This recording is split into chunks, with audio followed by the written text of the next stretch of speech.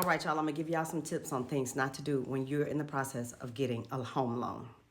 You do not want to get money, big money, and put it in your bank account and then pull your bank statements and they see that it was just deposited. Because the underwriter they source the funds. And so if you have a big deposit and it shows a beginning date, they want to know exactly where those funds come from. The best thing that you can do is make a deposit, let it go 2 cycles, and then once you pull your bank statements, it'll show as a sitting deposit. It won't show a beginning date, and you won't have to source those funds.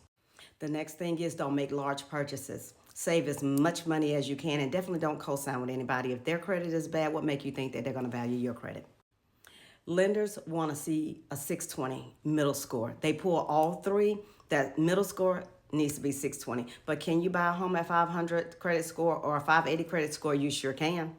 The only difference with the 620 score is that now you can, if your income matches up, you can qualify for grants and free money for down payment and closing costs at a 620 credit score.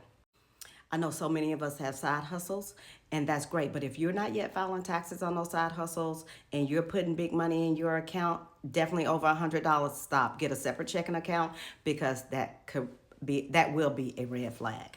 Only use the checking account where you are showing where you get deposits from your work, okay? Whichever income you're using to be qualified for that home loan. When they say debt to income, the debt is anything that's reported to your credit profile. If you're paying things like car insurance, which you should if you own a car, that doesn't count towards your debt.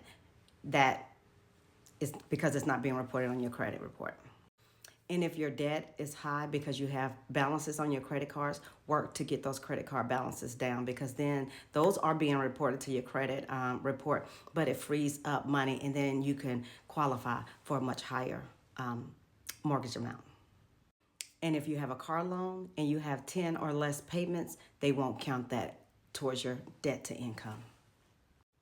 And normally, if you have a collection on your account that's $2,000 or below, they won't ask that you pay it off. But if you have a collection on your account and it's more than $2,000, you will have to settle it with that creditor.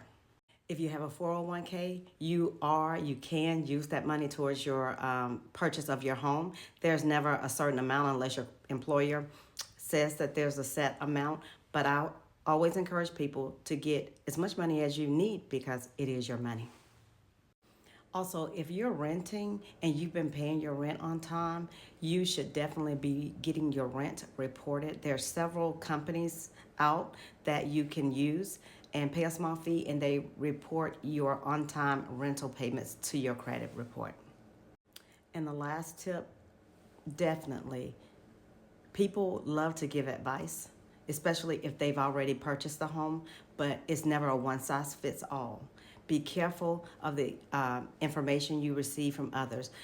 But before you make a move, always consult with your lender as well as your realtor. I hope these tips help you. And if you know someone that's looking to buy or sell, please share this information, as well as if they're looking to purchase in the state of Georgia or Alabama, give me a call.